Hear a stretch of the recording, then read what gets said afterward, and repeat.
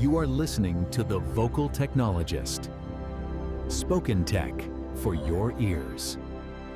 Welcome along. You're listening to Vocal Technologist, and today for Tech Tuesdays, we're digging into some really fascinating developments in web development.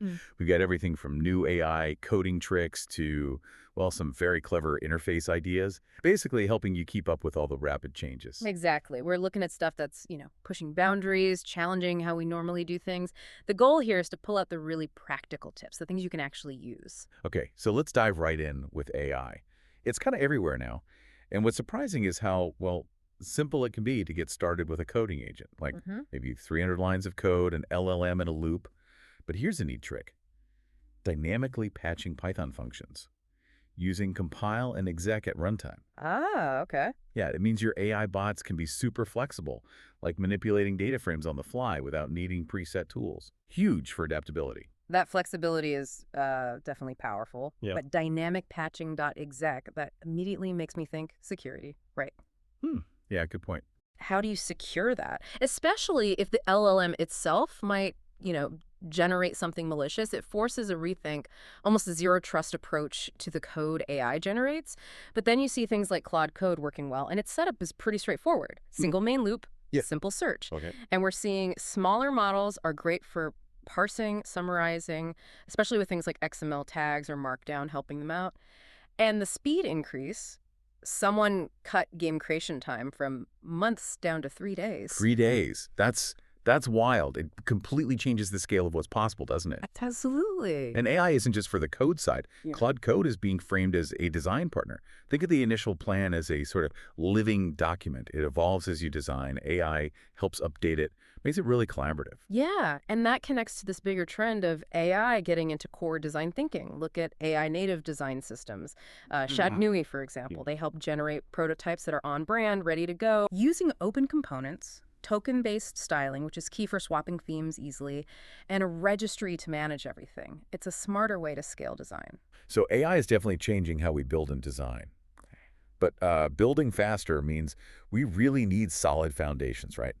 Robust systems. Let's talk data and APIs for that.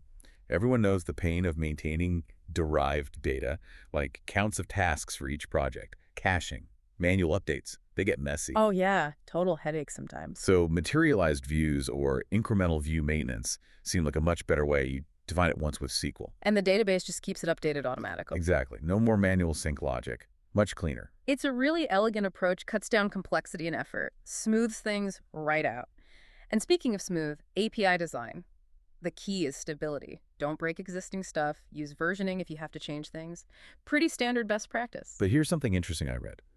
An API success is massively tied to the product it supports. You could have the most perfect, elegant API. But if the product itself is confusing or poorly designed, the API experience still suffers. Yeah, that makes sense. It shows that, the tech elegance isn't everything. User experience, product strategy, they're totally linked to good engineering. Oh, and related to robustness, the reserve first idea for memory. Allocate memory before you start changing data. It helps prevent those nasty exception safety bugs, stops data corruption mid-operation. Small detail, big impact. Okay, let's switch to the front end for a bit. Some clever interface stuff. I saw this wild example. An online game built without JavaScript, or at least with optional JS. Really? How? Server-side rendering. Yeah. Spelled it, I think. Then just standard HTML, like summary and details for clicks, and an auto-refresh meta tag for updates. Kind of retro. That's clever. But immediately you think... Why you probably shouldn't. Exactly. It's a cool demo, makes you think about the trade-offs, about fundamentals, but is it practical? Probably not usually. Still, food for thought. Right. Then there's this library, react-markdown-with-mdx. It lets you embed actual React components using JSX directly inside Markdown generated by an LLM. Oh, interesting. Yeah. Makes the output much more interactive, engaging, and it uses Zod for validating the attributes so it's reliable. That bridges a gap, letting AI generate richer UIs directly. Nice. And on the back-end tooling side, something called SideQuest popped up. SideQuest. Yeah, a background job processor for Node.js, built with TypeScript. Uses worker threads, supports different databases. Yes. Squite, Postgres, MySQL has a web dashboard too. Looks quite capable.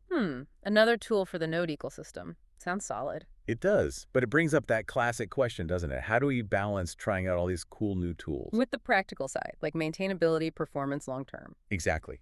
It's easy to chase the shiny new thing, but you need to build things that last.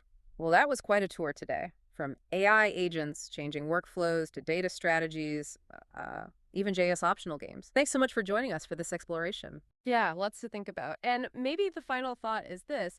As AI keeps pushing things faster, how do we make sure we're building not just faster, but also building smarter and more securely, always keeping that end user experience and system resilience front and center? What part of this are you going to dig into next?